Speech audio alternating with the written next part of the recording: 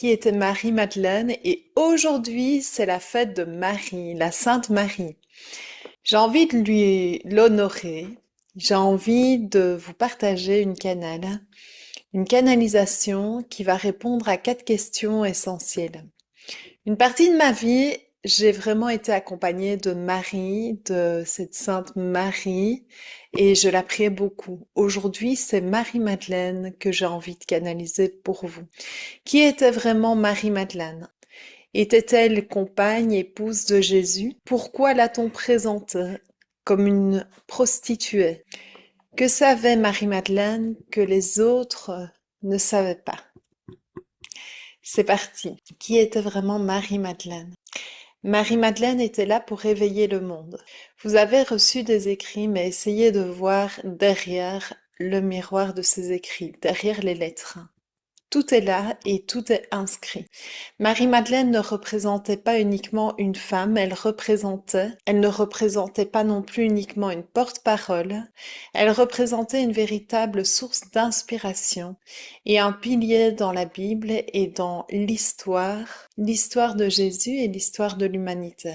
Aujourd'hui, beaucoup parmi vous êtes ralliez et ressentez l'énergie de Marie-Madeleine en vous, car vous avez compris qu'elle est à l'intérieur de vous. Cette fréquence d'énergie vous rappelle à Marie-Madeleine en personne, à son histoire, à son parcours, mais surtout à ce qu'elle est venue faire sur Terre. Marie-Madeleine avait un accès illimité à l'ensemble des informations.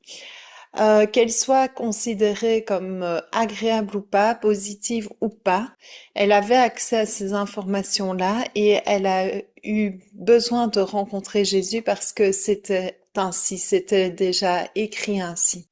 C'était un accord préalable, fréquentiel, énergétique qu'ils se retrouvent sur Terre et qu'ils œuvrent ensemble. Aujourd'hui, vous pouvez donc accueillir et accepter que Marie-Madeleine œuvre en, en lien, en binôme, en équipe avec Jésus. Beaucoup d'écrits ont présenté Marie-Madeleine comme étant une apôtre de Jésus, comme l'écoutant. En réalité, elle était les deux. À la fois, elle écoutait, mais surtout, elle était aussi inspiratrice. Par moments, elle était la muse de Jésus, mais elle communiquait vraiment, réellement, pas qu'uniquement énergétiquement, aussi elle communiquait avec lui. Et ils échangeaient sur des sujets profonds de l'humanité et de l'ouverture des consciences et de l'émergence euh, de l'amour sur Terre. Cet amour, elle l'incarnait, mais il n'a pas été repris et il n'a pas été agrémentée dans la Bible comme telle. Elle a été présentée un petit peu autrement, on va y revenir. Marie-Madeleine était cette femme dont la force et l'assise intérieure sont amenées à émerger comme chacune d'entre vous ici sur Terre. Je partagerai un message de Marie-Madeleine à la fin de la vidéo et je vois ici les images de connexion également à la nature. Elle était très très proche de la nature et était au courant de la source et de ses bienfaits, de l'eau et de ses bienfaits. Elle pouvait comprendre une langue sans la parler. Elle pouvait comprendre le contenu d'une communication car il était déjà en elle et elle y avait accès intérieurement. Jésus et elle formaient une entité qui permettait aux personnes qui étaient aux alentours de défaire des croyances et défaire des dogmes présents en eux. C'était nécessaire et important à cette époque et c'était précurseur de notre humanité aujourd'hui d'accueillir les énergies du tout, de l'ensemble, associées anciennement à l'énergie masculine et l'énergie féminine, et au fait que les deux ensemble se rencontrent et forment une rencontre sacrée. Beaucoup de spiritualité s'accent sur sa présence sur Terre, ont oublié cette réalité et reviennent avec des dogmes et des idéaux pour intégrer une morale dedans. Il n'en était rien. Était-elle compagne ou épouse de Jésus? Lorsque, en fait, la réponse que je reçois, c'est Marie-Madeleine était Jésus et Jésus était Marie-Madeleine. Jésus utilisait des techniques reçues par Marie-Madeleine. Il avait conscience d'une forme de télépathie et Marie-Madeleine avait tout à fait conscience euh, de la présence de la vie après la mort et de la résurrection. Elle a été présentée comme presque une inculte par rapport à tout ça, mais il n'en est pas, ça n'a pas lieu. Elle a une connaissance initiée même dans la matière, et elle était une véritable initiatrice et pouvait être considérée comme une prophète. C'est un être de lumière incarné sur Terre, révélateur des rencontres sur Terre avec la matière et de l'évolution. Euh, Son rôle était en lien vraiment avec Yeshua, Jésus, Sananda, si on reprend vraiment la fréquence énergétique de Jésus. Et ensemble, même lorsqu'ils n'étaient pas dans le même endroit, ils œuvraient et ils continuent à le faire aujourd'hui au cœur de chacun d'entre vous. C'est pour cette raison que nombreux parmi vous êtes sur le chemin de Marie-Madeleine, mais en réalité, ces personnes qui sont sur le chemin, ils sont aussi sur le chemin de Yeshua. D'ailleurs, petite parenthèse, c'est important lors du prochain stage de la rencontre en amour avec soi, pour pouvoir accueillir toutes ces parts, il y aura vraiment les fréquences de Marie-Madeleine et d'Yeshua, et notamment dans la chapelle qui vous accueille à Salernin. Vous pouvez aller voir sur mon site internet www.françoiseroberti.com pour y participer, parce que c'est dans le sud de la France, je me déplace. Ils seront présents également. Aujourd'hui, ils sont présents au cœur de beaucoup d'entre vous, et si vous entendez cette vidéo, ce n'est pas par hasard. D'autres messages vont suivre. Marie-Madeleine avait un positionnement qu'elle connaissait depuis toujours et qu'elle a gardé. Vous pouvez relire son histoire en voyant que son rôle sur Terre était tout à fait là où il devait être, y compris dans les moments les plus compliqués. Ceux qui ont été qualifiés de moments démoniaques n'étaient en fait rien d'autre que la rencontre de l'humain à l'intérieur de lui, de l'humaine. La rencontre de Marie-Madeleine en tant qu'être divin avec toutes les ombres qui sont présentes sur Terre et qui permettent la densité, la carbonisation de vos êtres. Elle était une porte-parole puissante qui passait par la voix de Jésus. Et dans cette porte-parole, elle connaissait précisément les techniques de guérison, les techniques d'accouchement aussi, d'accouchement de la vie, de vraiment la vie physique, mais aussi des techniques d'accouchement de tout ce qui doit accoucher de vous et de tout ce qui doit naître de vous et apparaître. C'est pour cela qu'elle-même a expérimenté et que c'est ça qui a été retenu et falsifié aussi, ils disent. Elle-même a expérimenté toute cette rencontre de ces zones d'ombre pour que l'expression de la Bible puisse se faire. Tout cela émane d'un plan immense où Jésus était déjà là pour révéler que l'être de lumière est qui vous êtes et qu'il se révèle tant dans la femme que dans l'homme, quel que soit le sexe, quelle que soit la forme et quelle que soit l'origine, les racines, la famille et ce qui peut émaner à l'intérieur de chacun d'entre vous lors de moments difficiles dans vos vies. Vos émotions, vos pensées peuvent créer ces masses qu'elle-même a pu transmuter, mais elle transmutait pour le monde entier, pour l'humanité entière.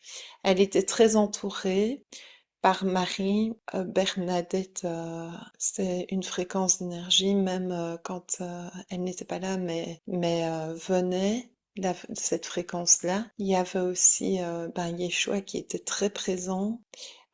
Et même si elle avançait beaucoup d'une manière puissante, forte et parfois seule, elle ne l'était en réalité jamais et elle le savait. Tout le parcours qu'elle a vécu va de plus en plus être révélé pour laisser place à votre puissance qui émane de cette même fréquence. Ils reviennent avec l'information qu'elle savait que la vie après la mort existait et elle savait que cette vie après la mort était comme la même chose que la lumière après la rencontre de tout ce qui est qualifié de ténèbres. Elle a dû s'abandonner à une réalité terrestre. Pour répondre à la question, elle était bien plus que compagne ou épouse de Jésus, mentionnant le nom de compagne ou épouse sous forme de contrat que vous avez l'habitude d'utiliser. Marie-Madeleine et Jésus avaient un rôle divin, sacré, humanitaire ici sur terre. Ils me partagent qu'ils sont donc indissociables l'un de l'autre.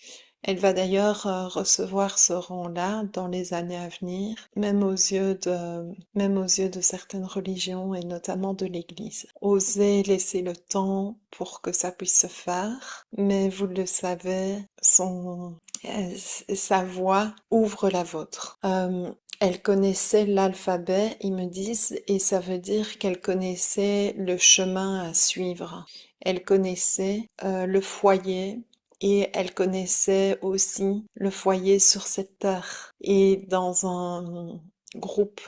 Lorsqu'elle ne disait rien, mais qu'elle était dans le groupe, elle représentait également ce foyer, rempli de cet amour, mais contenu dans une puissance et une force intérieure qui allait pouvoir s'exprimer lorsque Jésus se montrait disponible à cela.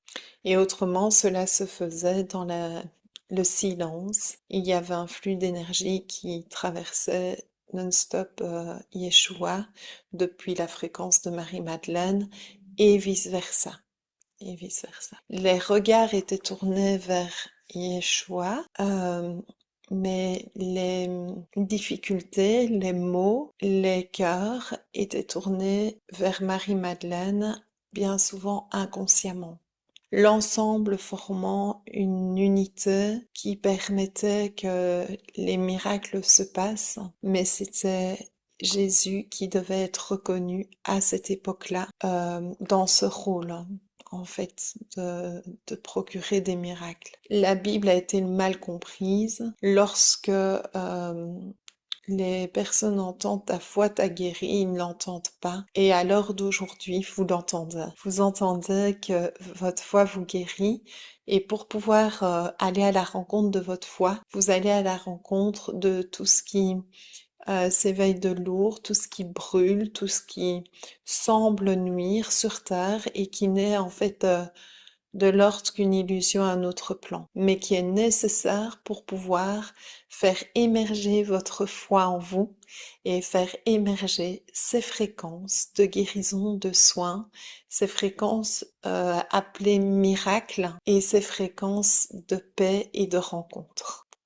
Ainsi, cela permet ensemble, Yeshua et Marie-Madeleine, de pouvoir avoir un accueil à l'intérieur de vous qui va vous permettre de pouvoir mettre vos pensées dans les pas que vous posez. Il parle beaucoup de chemin, il y a ces alphabets, il y a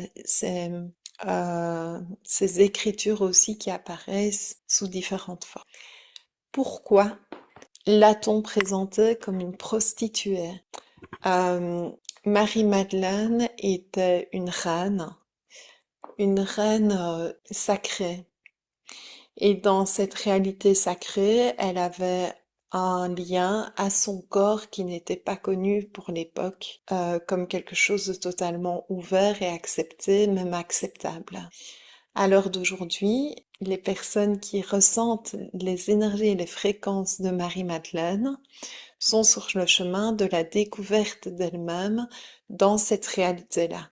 Cette réalité, même dans les moments durs, de ressentir que leur corps est le temple de leur âme, est le temple de votre âme. Elle le savait et c'est pour cette raison qu'elle a vécu une initiation avant d'être incarnée sur Terre, mais aussi pendant. Elle avait une capacité de télépathie, pas uniquement avec Yeshua, mais aussi avec d'autres dimensions et d'autres peuples. Mais beaucoup de choses étaient tues et transmises par des codes vibratoires. Ça maintenant, on en parle de plus en plus, donc vous pouvez le ressentir. Il y a maintenant une transmission de ces fréquences en vous et recevez à présent cet éveil de votre corps qui s'éveille maintenant si votre porte est ouverte à ça et votre cœur également. C'est envoyé maintenant. Ressentez à quel point tout s'éveille. Tout s'éveille depuis vos pieds jusqu'au bassin, jusqu'au cœur, la gorge, le troisième œil coronal. Et c'est pour cette raison qu'elle a été présentée comme une prostituée, parce que son rapport au corps révélait une sexualité sacrée qui donnait énormément de pouvoir aux hommes et aux femmes parce que cette sexualité sacrée permettait à son énergie de vie de circuler et de lui redonner l'autorisation de ne pas être victime d'une situation même étatique ou de royaume. Pour cette raison, ce n'était pas le bienvenu même dans l'Église catholique, qui a pris une autre voie à ce moment-là. Cette énergie sacrée, aujourd'hui, va s'éveiller de plus en plus pour de nombreuses personnes, hommes ou femmes, et peut éveiller des pulsions chez certains d'entre vous. S'il en est, si c'est le cas, eh bien, vous pouvez faire appel aux initiations de Marie-Madeleine, même pour les hommes, pour pouvoir apprendre à gérer ces pulsions. Certaines femmes ici sur Terre sont initiées et ont bien conscience de ce qui se passe à ce moment-là, afin que cette énergie de sexualité ne retrouve plus euh, les descentes que ça a déjà connues, c'est-à-dire des pulsions tournées vers l'extérieur, mais plutôt un éveil tourné vers l'intérieur qui va éveiller l'énergie de vie et éveiller la puissance du cœur et la puissance d'action qui se fait par la volonté divine, qui n'est pas un mindset ou d'ailleurs, on en reparlera ça au stage aussi à Salerne, qui se passe du 25 au 27 septembre. Donc, si vous voulez vous inscrire ou avoir des informations, envoyez-moi un mail ou bien mettez-le en commentaire. Parce que justement, je vous fais ça aussi parce que justement, en préparant ce stage, je suis très liée à ces fréquences de Marie-Madeleine et je canalise beaucoup justement avec elle en ce moment, avec la source. Elle est parmi vous et elle va se faire ressentir notamment dans des groupes, pas nécessairement de femmes, elle répète que ce n'était pas l'objectif d'être uniquement avec des femmes, mais de pouvoir permettre cette interaction femmes et hommes. Et cette fréquence énergétique, même inconsciemment, s'est éveillée pour plusieurs, notamment apôtres de Jésus et plusieurs personnes qui suivaient, et a participé aux ouvertures de cœur qui ont contribué au fait que ces personnes euh, continuent à suivre Jésus et aussi aillent propager en fait la nouvelle de l'amour, que l'amour est souverain, qui a été un peu galvaudé et voilà, par certaines interprétations des textes bibliques, mais qui pourtant restent quand même une source d'information assez intéressante et puissante pour l'homme qui est capable de lire entre les lettres, le chemin entre les lettres et entre les mots qui se fait. Il était donc essentiel de présenter à cette époque Marie-Madeleine comme une prostituée afin qu'elle n'ait pas trop d'importance dans cette histoire pour ne pas laisser trop de pouvoir aux gens à ce moment-là. Le pouvoir est en train actuellement de se renverser et de s'étioler et va continuer sur cette voie. C'est pour cette raison que aujourd'hui, en fait, cette énergie est en train de se réveiller.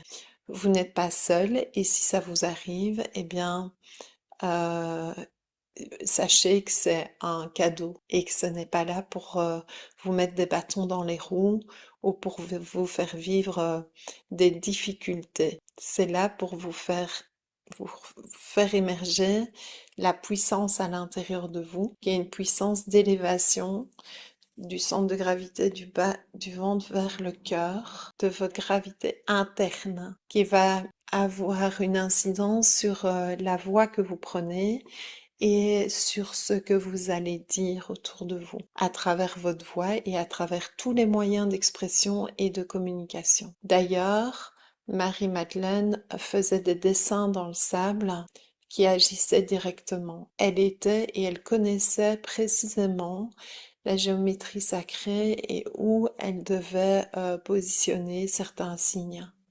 Elle savait aussi précisément où elle devait se situer dans le groupe, physiquement parlant. Il est demandé d'en faire de même pour vous, même si vous avez des habitudes dans vos vies, si vous sentez que vous devez vous asseoir à un autre endroit que celui pour lequel vous avez l'habitude de vous retrouver, dans lequel vous avez l'habitude de vous retrouver, écoutez votre intuition profonde et mettez-vous là où vous êtes appelé à être.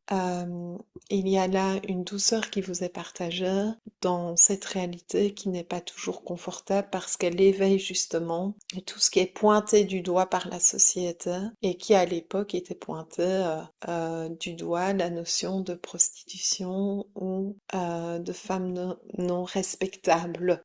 Lorsque vous allez être de plus en plus dans cette place où vous vous sentez être appelé à être, va émerger en vous des notions parfois ou des envies qui ne sont pas pointées comme respectables. Eh bien, par exemple, le fait de canaliser, ce n'est pas encore accueilli par toute la société comme quelque chose à écouter ou bien à prendre le temps de se poser et de recevoir les fréquences de, de ces codes de lumière absolument splendides, fabuleux et qui éveillent à une paix extraordinaire. C'est beaucoup plus simple de pointer du doigt à l'extérieur et il vous demande de voir le positionnement que vous avez. Parfois vous êtes dans cette posture de Marie-Madeleine et de Yeshua et parfois dans le fait de pointer du doigt. Pointer du doigt comme une montre est aussi une structure qui va nourrir mais qui ne va pas nourrir de la même façon. Dans le temps, ça ne va pas durer. Euh, c'est pour cette raison que les personnes qui vivent cet éveil avec cette fréquence d'énergie de Marie-Madeleine et de Yeshua sont vraiment soutenues par la fréquence aussi de Marie qui vous accueille dans tout ce qui peut vous arriver intérieurement, émotionnellement, en pensée ou autre. Elle vous rappelle que vous n'êtes pas ces pensées, mais que si elles apparaissent en vous, vous pouvez les accueillir, elles vont se transformer par cette fréquence d'énergie dont on vient de parler. Que savait Marie-Madeleine que les autres ne savaient pas? Marie-Madeleine a été une véritable initiatrice.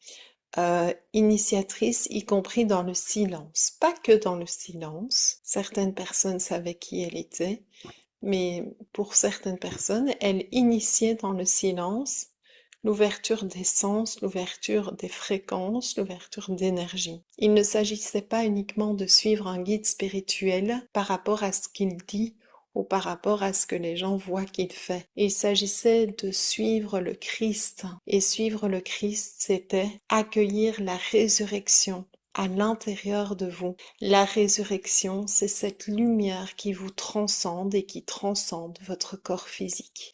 Et cela, elle le savait et elle vous le partage encore aujourd'hui. Vous êtes cette lumière qui transcende l'histoire, qui transcende le passé et le futur et qui crée autour d'elle toute une structure qui permet à la matière d'exister et de prendre les formes telles que vous les percevez et vous les voyez. Recevez aujourd'hui ce rappel d'écouter le Christ à l'intérieur de vous à travers votre propre Trinité, la Terre, le cosmos, l'humain, la verticalité et l'horizontalité, l'alliance entre toutes vos parts et l'acceptation et l'accueil de s'incarner sur Terre comme une évidence qui ne devra même plus être accueillie parce que vous êtes exactement une beauté absolue, divine, spirituelle et absolument parfaite dans la structure qui est existante, présente en vous et autour de vous. L'énergie de Yeshua, l'énergie de Marie-Madeleine sont présentes à l'intérieur de vous à tout moment et permettent à cette structure de se retrouver lorsqu'elle se, euh, se difforme à travers des pensées qui vous montrent des courants de structure qui sont illusoires, si vous voulez. Alors, vous pouvez expérimenter de demander à ressentir cette structure présente à l'intérieur de vous, depuis ce Christ à l'intérieur de vous, cette verticalité, depuis l'évidence de l'émergence de la beauté sur Terre à travers votre naissance, et les deux se rencontrant depuis la rencontre que vous faites avec chaque être, depuis le centre de votre cœur, même si vous rencontrez des désaccords, des jeux d'ego, des jeux de personnages qui vont apparaître dans votre quotidien. Observez-les et découvrez la beauté de ces jeux qui vont vous permettre de replonger et de faire émerger tout ce qui vient d'être partagé. Recevez à présent à nouveau, en conscience maintenant, vous pouvez fermer les yeux, la présence de Marie-Madeleine à vos côtés. Certains vont la ressentir en eux. Je m'y connecte, le portail est ouvert. Laissez-la vous apporter les soins et les rappels nécessaires en vous. Simplement vous demandez, et cela se fait. Vous pouvez poursuivre la journée avec cette beauté absolue que vous êtes et avec cette joie de la vie que vous incarnez. Je suis heureuse de vous avoir partagé cette canalisation sur ces 4 questions.